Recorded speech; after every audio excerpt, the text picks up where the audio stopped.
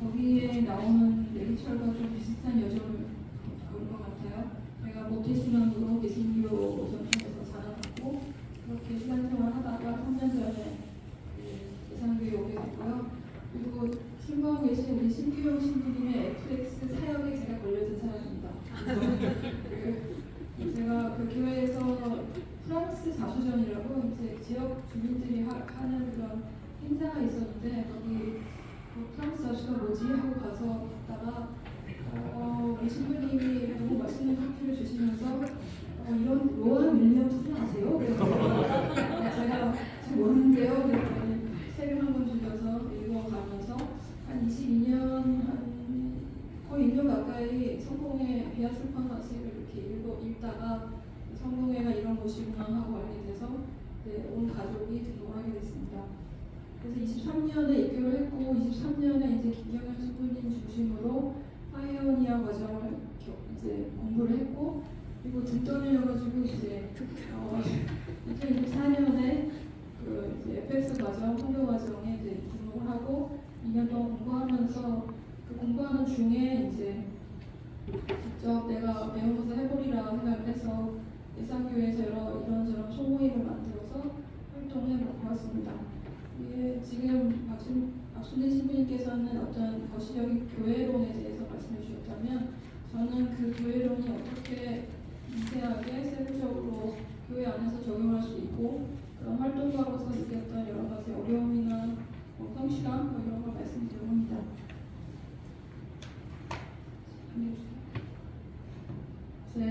제가 그 하나님의 선교라는 개념을 배우면서 굉장히 패러다임의 전환을 느꼈거든요. 교회가 그러니까 선교를 맡아서 하는 것이 아니라 하나님이 선교라는 큰 내러티브 그분의 이야기를 완성하시기 위해서 우리 교회를 이름으로 사용하고 계신다라는 그런 하나님의 선교의 개념을 배우면서 나도 그 큰 이야기 속에 들어간 한 구성원으로서 굉장히 자부심을 느끼게 됐고요. 그래서 저 나름대로의 교회론을 생각하게 됐는데 이거는 그냥 미카엘라 표입니다. 어디 책에 나오는 내용은 아니고요. 보시면은 일단 교회는 다양한 사람을 만나야 된다. 그래서 내향인과 외향이라는 요즘 MBTI 의견이라서 저는 써봤는데요. 저는 사실 개신교 전통에서 그 손들고 찬양하고 통성기도하는 이런 외향적인 문화, 밴드가 나오고 그런 게 항상 불편하고 힘들었어요. 그래서 성공회 교회의 전례적인 그 요소라던가 아니면 친목기도 이런 전통이 저한테는 더 잘 맞더라고요. 그래서 내향이든 외향이든 사고형 인간이든 다표형 인간이든 그 다양한 사람들이 모일 수 있는 곳이고 그 다음에 요즘은 사람들이 제 신을 찾기보다는 나를 먼저 찾더라고요. 자아가 너무 커져서 문제라고 하는데 내가 누구인지 나의 행복은 뭔지 나는 무엇을 위해 살아야 되는지 이런 것들을 생각하고 나 자신을 만나는 곳 그 다음에 나 자신을 만났으면 자신을 만난 사람들끼리 마음을 열고 이야기를 나누고 또 내 말을 들어주는 친구가 있는 외롭지 않은 곳 이렇게 제가 정해봤는데요.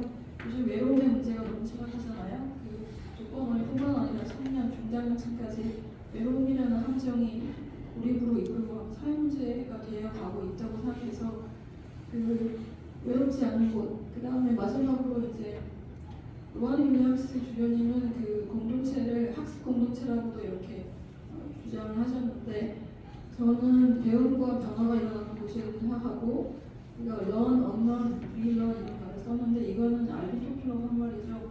그러니까 자신이 배운 거를 다시 지우고 새로운 것을 배울 수 있는 곳. 저는 예를 들어서 하나님의 선교에 대해서 배웠거든요. 성공원에서. 그래서 이런 것이 이루어지는 곳이라고 생각합니다. 그래서 교회의 모습이 이제 두 가지가 있는데 하나는 이제 저렇게 친밀감이 유지되는 작은 공동체가 있고 오른쪽에는 대형 교회를 제가 사진을 보여드렸는데 저는 아무튼 오른쪽에 있다가 왼쪽으로 온 사람이라고 볼 수 있습니다. 그래서 이제 FX 전도 방식이라는 게 그러니까 왼쪽에 있는 동그라미 원 안에 교회라고 하면 교회 맡기는 사람 교회 안으로 데리고 들어오는 것이 전도라고 늘 생각해 왔는데 FX를 배우면서 그게 아니라 하나님을 중심으로 관계를 각자 일상에서 세상 어느 곳에서든지 관계를 들어가고 그 관계 속에서 하나님을 향하도록 인도하는 것이 전도다라고 생각하게 됐습니다. 그래서 이제 제가 구체적으로 저희 교회 엑스를 하고 있는 장소에 대해서 말씀드리는데요.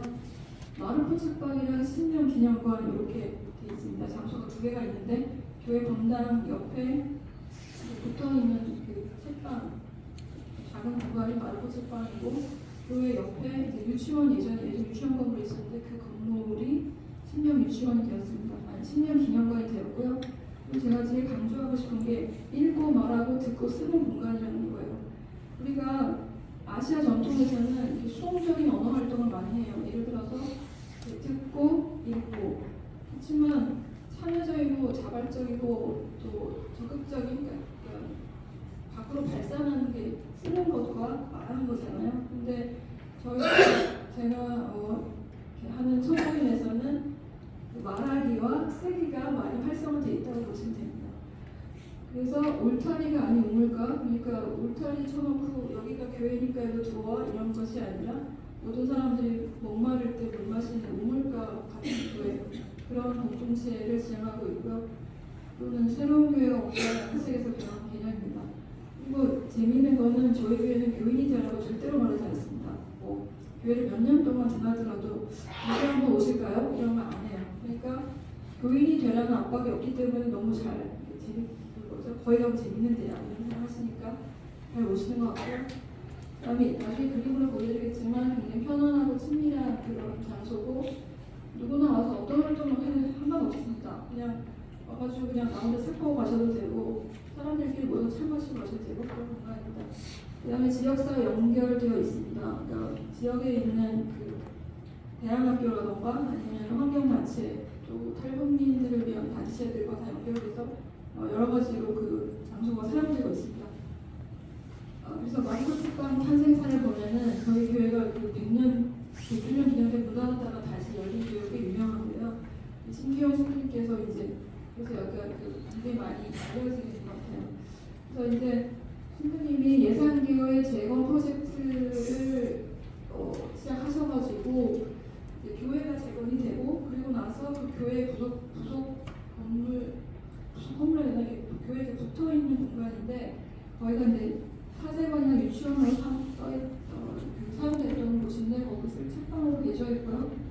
그래서 공사 기간은 2021년 4월부터 9월까지고 여기서 중요한 거는 대전교회가 이제 축소되면서 거기서 나온 이제 장 의자들을 재활용해가지고 그 테이블을 만들고 또 이렇게 책장을 꾸미게 됐습니다. 그래서 되게 사랑스러운 공간으로 태어났습니다. 다음 보시면 이거 다음에서 그 다음에 신명 기념관은 1928년에 이제 신명 유치원이 생겼는데 17년에 폐원을 하고 그 공간을 완전히 이제 다 폐쇄하고 없애버리려고 했는데 예산군에서 도시재생 뉴딜 사업으로 다시 리모델링이 되었고 그 다음에 탈북민을 위한 공간으로 사용하겠다라고 제안서를 내서 미국 뮤티오 기금을 저희가 타게 됐습니다. 이게 뭐 아시아 지역에 하나밖에 없는 교회라고 하더라고요. 굉장히 거금을 탔어요. 6천만 원, 7천만 원을 타가지고 그 안에 있는 모든 시설을 다 하게 됐습니다. 그리고 신명 기념관이라고 이름을 지었습니다. 그래서 여기 사진을 보시면 이제 왼쪽에 있는 게 마르코 책방인데 테이블이 지금 장의자로 만든 거고요. 이렇게 도어도 있고 그 저 뒤쪽은 신부님의 사무실입니다. 그리고 제가 이제 외로움에 대해서 자꾸 요즘에 마음이 가는데 외로움은 내 주변에 아무도 없는 게 아니라 내가 중요하다고 생각하는 거를 나눌 사람이 한 사람도 없는 그런 상황을 외로움이라고 규정하더라고요. 그거를 칼 융이 말했다고 해요. 요즘은 그 어떤 자원이 부족한 건 아닌데 내가 중요하다고 생각하는 거를 또 내가 좋아하는 거를 깊이 공감하고 들어줄 사람이 별로 없어서 그런 외로움이 현재에 있지 않을까 생각합니다. 지금 이 오른쪽에 보이는 사진은 지금 독서 모임, 그림책 모임을 하고 있는 장면이고요. 그다음에 제가 4가지를 빨리 설명드리겠습니다. 제가 하는 게 4가지 활동인데 하나는 캘리그라피라는 거 아세요 혹시? 이렇게 붓으로 화선지 이렇게 쓰는 건데 캘리그라피 동아리 이름이 창글 캘리그라피고요. 이게 심리적 공감이라는 말씀을 드리고 싶어요. 우리가 미술관에도 가고 뭐 여행도 가고 하는 게 왜 그렇습니까? 아름다운 거 보면서 공감하고 싶어서 또는 그런 경험을 쌓고 싶어서 하잖아요. 캘리그라피도 그런 욕구를 충족시킬 수 있는 활동이라고 생각해요. 왜냐하면 글씨를 아름답게 써야 되고 그 다음에 글이라는 거는 그 그림을 그린 거와 달리 메시지가 있는 것을 쓰는 거기 때문에 그래서 어떤 자기를 찾아가는 여정 또 영성의 발견에 도움이 되고 또 저희는 이제 붓펜으로 하지 않고 항상 먹으로 하기 때문에 먹향이 방안 가득히 먹향을 느낄 수 있고 또 커피도 마시고 하니까 향기가 되게 좋습니다. 그래서 또 한 가지 좀 이제 그 특이한 점은 그 저희 예산군 신남면 조곡리라는 동네에 SKF 산업 폐기물 단지가 조성된다고 계획이 발표돼가지고 저희 교회가 반대 운동에 참여했거든요. 그래서 그 캘리그라피 전시회를 마치고 그 작품들을 팔아서 그걸 모금을 해서 조곡리 주민들한테 전달해드리고 신부님 열심히 그 시위에 나가서 싸우시고 그래서 결국 4년 만에 그 계획이 철회되는 그런 성과를 얻었습니다. 그래서 조곡리 주민들도 저희 교회를 아주 좋게 평가하고 있습니다. 그다음에 지금 여기가 신념 유치원이에요. 아까 처음 보신 거는 이제 그 마루코 책방이고 이건 신념 유치원이고 저 옆에 쓴 거는 이제 잘 썼다고 뭐 저게 작품이냐 그럴 수도 있지만 어쨌든 그 유감으로 투병을 하신 분이 쓰신 거라서 또 저런 의미가 있습니다. 좋은 날이 올 거다 후회하지 않는다며 하면서 우리 한번까지 찍어서 자기 작품 만들고 또 전시회를 하는 것입니다. 다음 두 번째는 이제 만년필 필사관인데 이거는 신기용 신부님 아이디어였습니다. 아날로그 정서를 한번 느껴보자 해서 만년필과 공책을 준비해서 이렇게 쓰고 있는데 저거 역시 쓰고 말하고 다른 사람 말을 듣고 그 다음에 또 읽고 그러니까 이제 네 가지 활동이 아주 적절하게 이루어지면서 그 우리가 말로 할 때는 심중에는 말 못하잖아요. 근데 내가 어떤 글에 꽂혀가지고 그거를 썼을 때 내가 왜 썼는지 그런 걸 하다 보면 자기 마음 얘기하게 되거든요. 그래서 좋은 매체가 되고 있습니다. 그래서 이렇게 자기가 좋아하는 책 갖다 놓고 공책에다 이렇게 만년필을 쓰는 장면이고요. 그다음에 그림책 모임, 마음의 숲이라는 그림책 모임인데 이거는 대한 예배입니다. 그러니까 그냥 단순히 문화적 어떤 접근이랄 수도 있고, 근데 이 모임에다가 약간 예배 요소를 집어봤어요. 그래서 촛불이나 명상종, 또 성경 말씀, 기도 이런 걸 다 집어넣었어요. 이렇게 그림책 모임에다가. 근데 그림책 모임을 하겠다는 그 생각은 석포교회에 계신 조정훈 신부님이 본인의 그 성도들과 함께 한 10회 정도 그림책 모임 하셨는데 그 자료를 저한테 주셔가지고 처음에 한 두세 번은 그 자료를 하고 그 다음부터는 이제 그 회원들이 원하는 책, 원하는 책이 더 좋잖아요. 그래서 회원들이 원하는 책을 가지고 텍스트를 삼고 저는 뭐라고 하죠? 학습지라고 해야 되나? 활동지를 만들고 있습니다.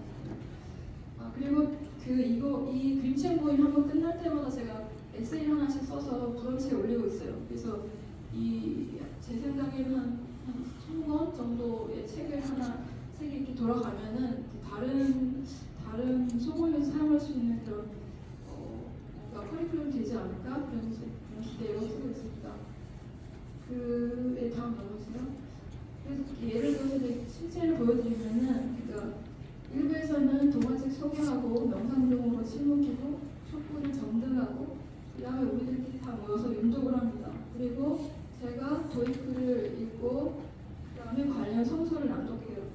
그리고 2부에서는 제가 3가지 질문 정도를 던지는데 그 질문을 가지고 토론을 하고요.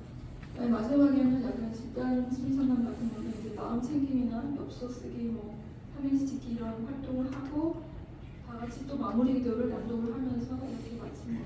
시간은 90분에서 한 늘어지면 2시간도 되고요. 그래서 사람들이 친해지니까 뭐 수용 20회 그리고 목을 너무 많이 갖고 와요. 그래서 일단 뭐를 먹고 그리고 하고 있습니다. 5명이 모여 사는 곳인데 되게 화기애애 보이죠? 네. 그리고 다음 마지막으로 비아 독서 모임이라는 모임이 있는데 비아 출판사 책을 가지고 모이는 건 이건 좀 역사가 오래됐어요. 신민 신부님이 저랑 같이 시작한 게 23년 가을이었나 시작했는데 그러다가 이제 회원들이 들어오고 해서 모임이 됐고요. 이 모임의 가장 좋은 점은 이제 비교인이나 아니면 개신교인의 여러 카톨릭 신자분하고 있었었는데 좀 다양한 교파와 교단의 저자들을 만난다는 거. 이게 신교에 있을 때는 보통 신앙 간증서 뭐 이런 거 많이 있게 되는데 어쨌든 그 다양한 독서가 가능하고 또 신부님이 우리를 향해서 이렇게 가르쳐 주는 게 아니라 우리가 각자 성경 관계에서 우리의 신앙의 고민이나 뭐 아니면 뭐 신앙의 고민, 의문 뭐 이런 것들 얘기를 하고요. 그래서 신앙적 해방의 경험이 참 중요한 것 같아요. 내가 여태까지 생각했던 게 교회 가면 하라는 거 너무 많고 이거 다 못해서 너무 힘들었는데 그런 게 다가 아니었구나 하고 깨닫는 그런 시간들이 많았고 한 가지 나쁜 점은 번역서가 어려워요. 그래가지고 특히 우리에게 주어진 것들이나 책은 무슨 영문가 너무 많아가지고 이게 너무 어렵다 이런 책은 좀 힘들다 그래서 있습니다. 네, 그리고 그 책들은 이렇게 있는데 보통 너무 두껍지 않은 문고판을 많이 읽고요. 또 마지막 회원들이 전해준 얘기예요. 직접어법이거든요. 이거 보면 크리스찬이 아니어도 괜찮아요 하겠을 때 법정스님 필사하는 분도 있다 해서 같이 웃었잖아요. 그래서 나왔어요. 한 분도 있어요. 그러니까 이분은 불교 신자는 아닌데 어쨌든 제가 전했더니 이런 말씀하셨고 그 다음에 두 번째 이거는 비학생 모임 회원인데 가난한 교인이에요. 그러니까 너무 신앙의 압박감이 너무 많아가지고 교회 공예배 자체가 트라우마적인 상황을 이렇게 연상시켜서 못 나오시는 분인데 아무튼 이분도 다양한 책을 이렇게 읽으면서 새로운 정체성을 만났다 하는 그런 고백을 하셨고 그 다음에 마지막 이분이 캘리그라피를 하시는 분인데 그냥 빈티지한 거 좋고 그냥 클래식 음악 좋고 해서 이렇게 나오시는 분이에요. 근데 이분이 홀로 사시는 독거노인인데 이번에 아무튼 암 진단을 받으셨어요. 그래갖고 저희 교회에서 성금을 모으고 그래서 전달해드리고 또 입원과 퇴원 이런 거를 제가 돌봐드리려고 하거든요. 그래서 이런 교회에서 받는 직접적인 이런 보살핌이 이분을 회심으로 이끌 수 있지 않을까 그런 기도를 하고 있습니다. 그리고 팩스 활동을 구체적으로 어떻게 할 것인가 이거를 제가 2년 동안 하는 것을 이제 정리해보면은 현대 문화에 맞는 어떤 요소들을 찾아야 돼요. 그러니까 사람들이 좋아할 만한 무엇인가. 근데 저는 읽고 쓰고 듣고 말하기 여기에 초점을 맞췄고요. 그 다음에 그냥 일상에서 찾아야 되고 그 다음에 다양한 사람들에게 접근해야 된다. 내가 좋아하는 사람을 모아다가 하면 안 되겠죠. 그리고 열매로 이끄는 4가지 연결. 이 열매라는 게 뭐 파이오니아의 리더의 어떤 성취감이나 뭐 아니면 뭐 회원들이 많아지는 그런 수적인 그런 성취 그런 것도 있겠지만 또 그 회원 한 사람 한 사람들이 서로 친밀감을 느끼고 관계 속에서 행복감을 느낄 수 있도록 이끄는 그런 리더가 되기 위해서는 4가지가 필요한데 이게 아래 뭐 이렇게 표현했어요. 그러니까 하나님과의 관계가 제가 잘 바로 서 있어야 되고 그 다음에 사목하시는 이제 동역하는 신부님이나 사목자와 친근하게 그 어떤 얘기도 쉽게 할 수 있는 그런 관계가 되고 그 다음에 교우들이 굉장히 많이 도와주거든요. 교우들이 모임에 왔을 때 굉장히 중요한 역할들을 하고 있기 때문에 교우 간의 그 친교도 중요하고 또 세상으로 나가서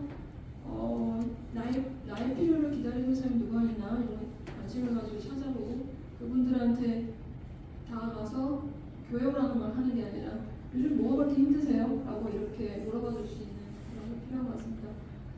그 다음에 마지막으로 저 위의 개념은 이제 하나님의 성교 개념을 제가 배운 내용을 쓴 것이죠. 그러니까 성교를 교회가 하는 게 아니라 하나님이 교회에 맡기신 거고 그래서 교회와 성교는 분리될 수 없다. 교회 본질이 성교다는 이유고요. 마지막으로 그러면 FX 잘하면 어떻게 되냐 2가지입니다. 근데 되게 어려워요. 첫 번째가 내가 다른 사람이 좋아하고 믿을 만한 사람이어야 돼요. 내가 이상하면 나쁘도 않아요.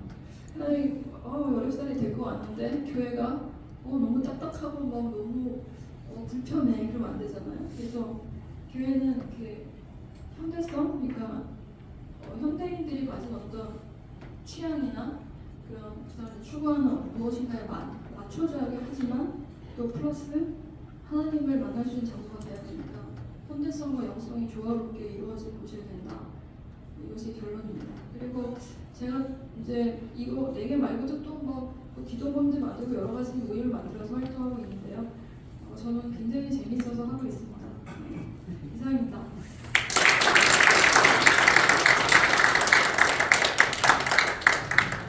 네, 그래서 마음 따뜻한 마음으로 이렇게 들어가는 거 마음이 흔들립니다. 네, 감사합니다. 이제 문찬 받겠습니다.